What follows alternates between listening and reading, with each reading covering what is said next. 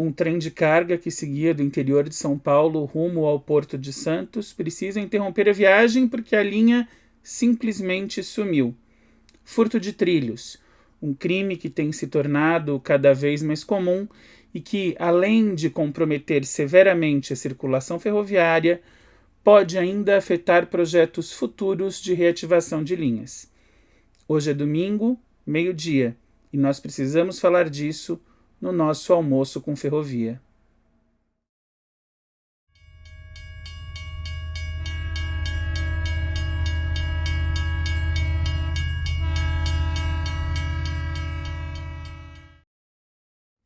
Olá, eu sou Átila Almada, pesquisador da memória ferroviária há 20 anos. Se memória ferroviária é um assunto que interessa a você, não deixe de se inscrever aqui no canal, ative as notificações para não perder nenhum conteúdo e ao final do vídeo, claro, eu espero a sua curtida e o seu comentário. Eu começo este vídeo lendo, literalmente, está anotado aqui, lendo uma notícia que saiu no site da Integração FM de São Manuel, aqui interior de São Paulo, no dia 13 de novembro de 2024. Só por referência, hoje é dia 15, então 2 dias atrás. Na última sexta-feira, 8 de novembro de 2024, foi registrado o boletim de ocorrência na Delegacia de Polícia de São Manuel, interior de São Paulo, referente a furto de barras de trilhos na região da Estação Rodrigues Alves. Abrindo aqui pequenos parênteses, a Estação Rodrigues Alves fica no município de São Manuel, por isso o registro na delegacia específica. Fecha parênteses.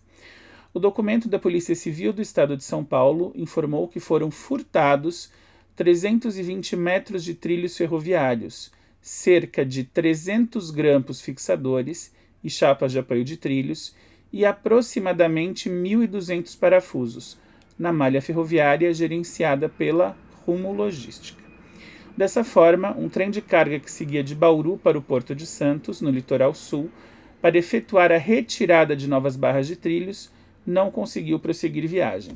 Na data da publicação, dia 13, o trem ainda estava parado perto da Estação Rodrigues Alves e com seguranças da Rumo em volta, porque a Estação de Rodrigues Alves, embora dentro do município de São Manuel, fica distante da estação principal e numa área rural. A estrada asfaltada mais próxima fica a 1 quilômetro do local. Em termos de distância ferroviária, São Manuel e Rodrigues Alves estão a cerca de 15 quilômetros. De carro dá 11 quilômetros, mas a linha é um pouco mais sinuosa. Então, entre 15 e 20 quilômetros, contando as quilometragens da Sorocabana e da FEPASA. Muito bem.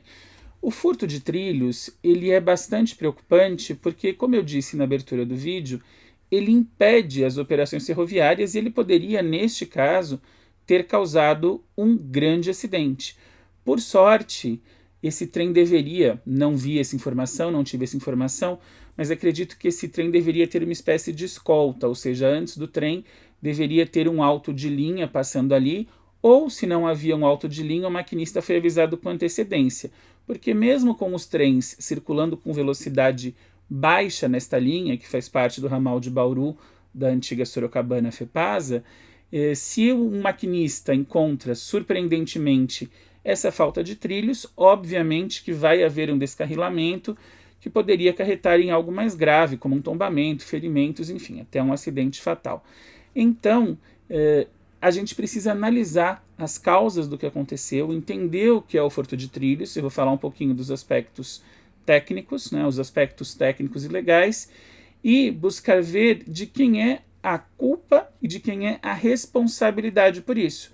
Porque, além de impactar na circulação de trens, obviamente o furto de trilhos tem a ver com a invasão da faixa de domínio, sobre a qual eu já falei no vídeo que vai ficar aqui na descrição, e também tem a ver com uma falta de segurança do ambiente ferroviário, podendo comprometer, inclusive, reativações de trechos, né? Inspeções, reativações, enfim. Imaginem que se você tem uma linha encoberta da qual foram furtados trilhos e vem ali um trenzinho de serviço, também a surpresa vai ser bem desagradável. Bom, para dividir esse vídeo em parte, vamos falar um pouquinho do que é o furto de trilhos. Antes, vamos falar da diferença técnica entre roubo e furto.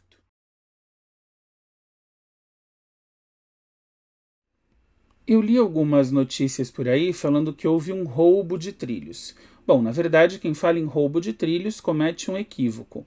O que houve não foi um roubo, foi um furto. Qual é a diferença entre os dois? O roubo, ele é uma apropriação violenta de algo que não pertence a você. Ora, se é uma apropriação violenta, o roubo acontece na presença da vítima. Então a pessoa está dirigindo um carro, ela para no farol, vem um bandido com uma arma e pede para a pessoa entregar o carro. Ele roubou o carro da pessoa. O furto é uma apropriação não violenta, é na verdade então uma subtração. Na falta da presença do proprietário responsável pelo bem, o bem pode ser furtado. Fazendo um paralelo com o carro, imagine que a pessoa estaciona o carro na rua para ir a um mercado ou uma loja e quando ela volta o carro não está mais lá. Ela não foi vítima de violência, ela não viu o que aconteceu, ela só percebeu que o carro não está mais lá, então o carro foi furtado.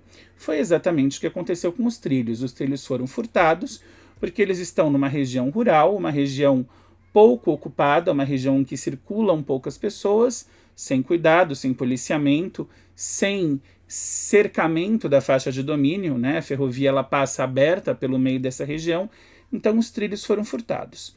Agora, o que me preocupa neste furto de trilhos, como em outros, é que furtar trilhos não é uma atividade fácil e não é uma atividade leve.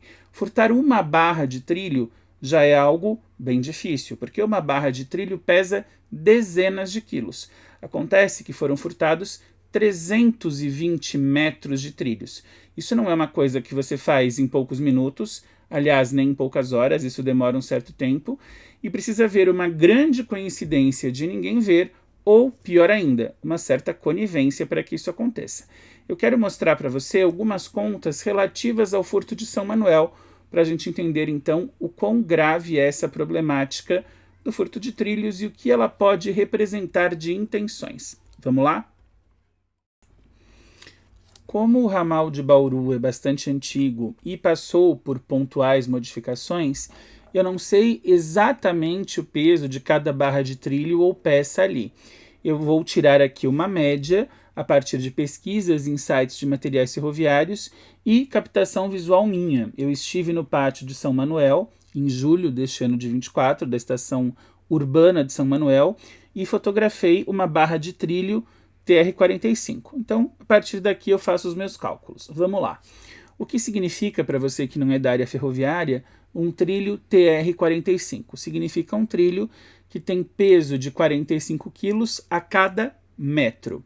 Por que isso é importante? Porque isso nos leva à conta do peso total dos trilhos furtados. Ora, se o TR-45 tem 45 quilos por metro, nós temos 320 metros de linha furtada. Mas veja só, quando eu falo em 320 metros de linha, eu não posso esquecer que eu tenho duas barras de trilho, certo? Porque o trem tem dois eixos. Então a gente tem que multiplicar 45 quilos, que é o que tem em cada metro, por 320, que é a extensão de metros furtada, por 2, já que nós temos duas barras de trilho, o que nos leva a um total de 28.800 quilos.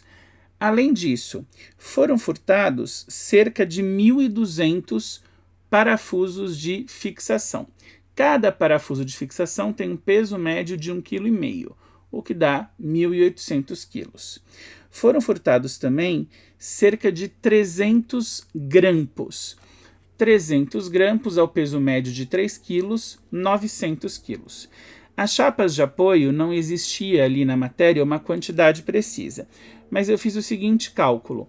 Uma chapa de apoio é colocada em média a cada 12 metros de trilhos. Se nós estamos falando aí de 320 metros de trilhos, para aproximar os cálculos, 25 chapas de cada lado, vezes 2, porque são dois lados, né? São duas barras simétricas, então 50 chapas de apoio. Vezes 8 quilos cada chapa, 400 quilos.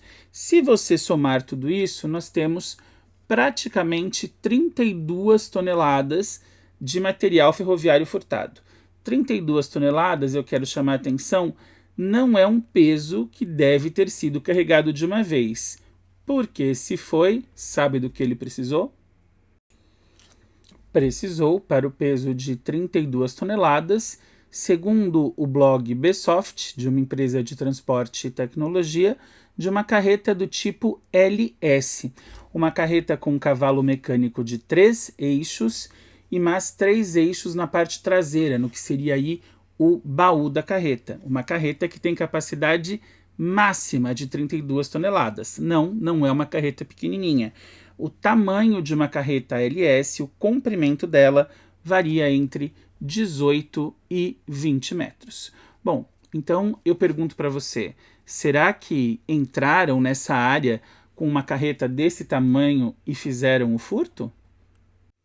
Vamos fazer algumas conjecturas com o que eu disse até aqui? Bora!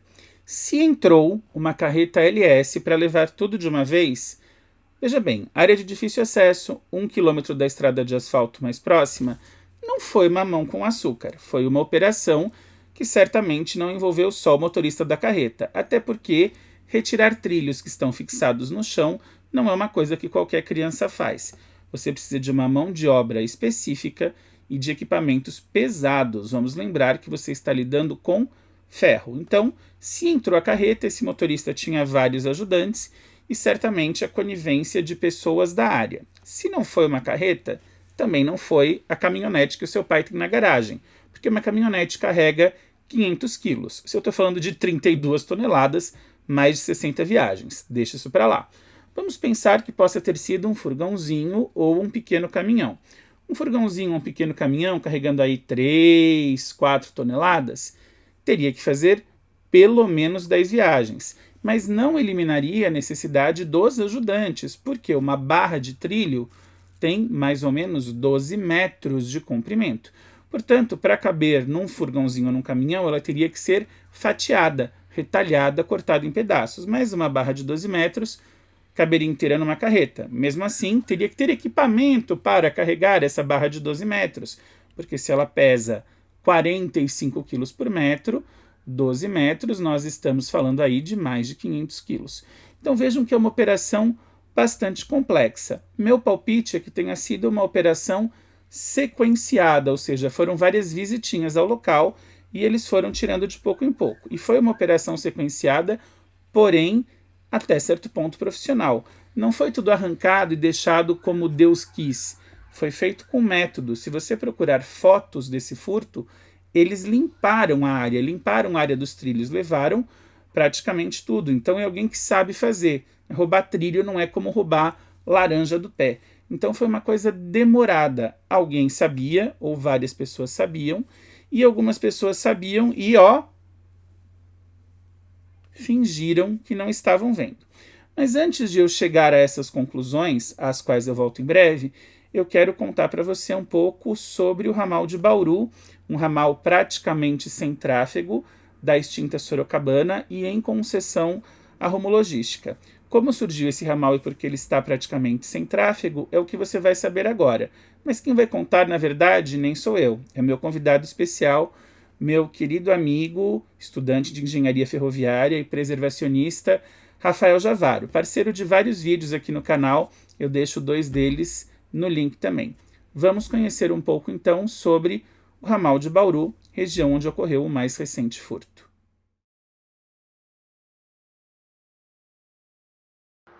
Bom, meu nome é Rafael Javaro, sou do antigo canal Sinal Verde, atual Rafael Javaro, né? Fui convidado pelo Átila a dissertar sobre o ramal de Bauru da Sorocabana, né? Que hoje faz parte da Malha Norte, se encontra praticamente fora de uso, praticamente desativado, apesar de ter algum tipo de movimentação de trens, como esse que acabou retido por questão de furto de trilhos, né?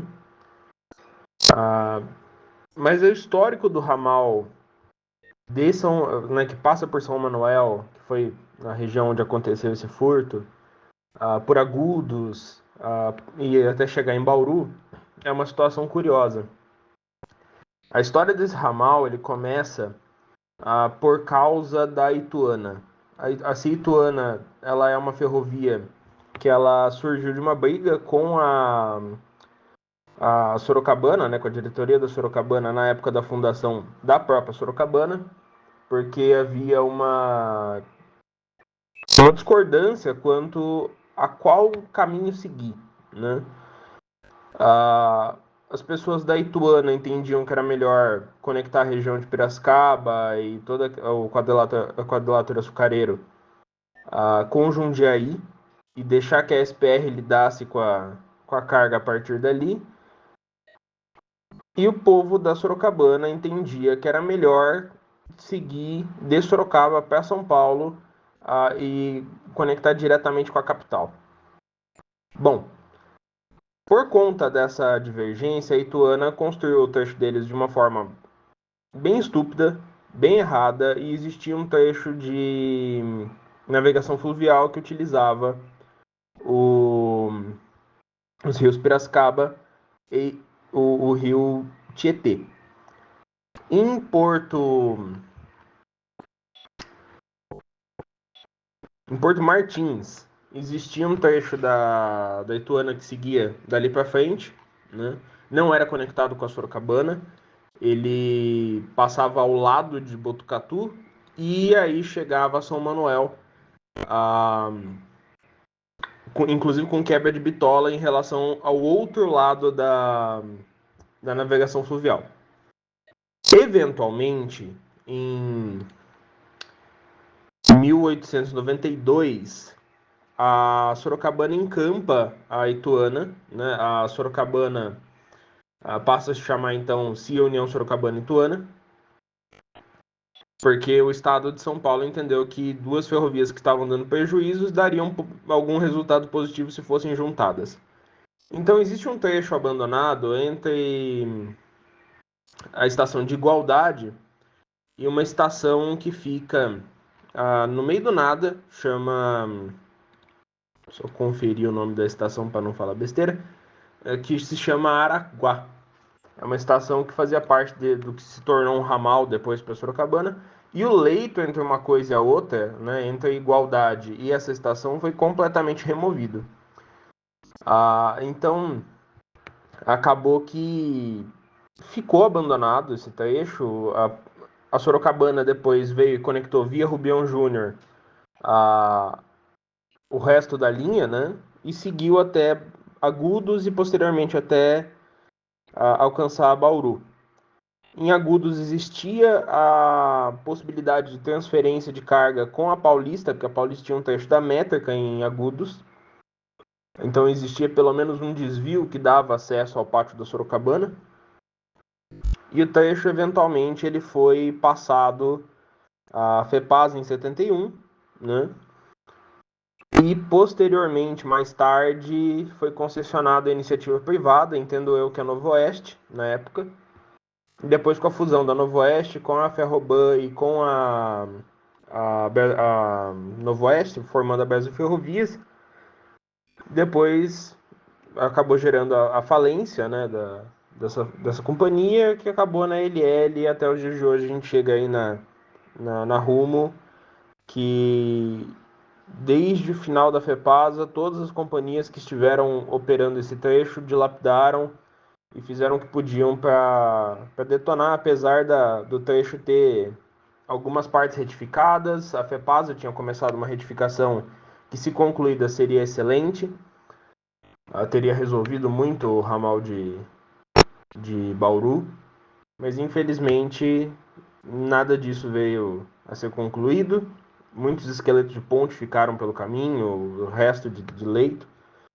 E até hoje se utiliza o trecho dos anos 1907, 1912, mais ou menos, porque também existiu retificação por parte da Sorocabana.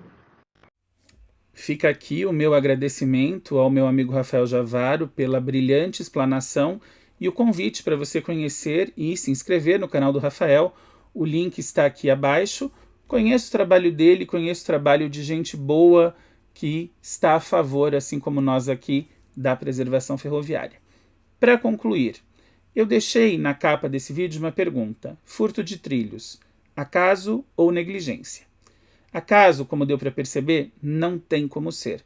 Ninguém vem andando, fala: nossa, uma linha férrea, nossa, trilhos, uau, vou levar. Uma coisa é você furtar um parafuso, um pedaço de tala de junção, que não são tão leves assim, mas cabem numa mochila.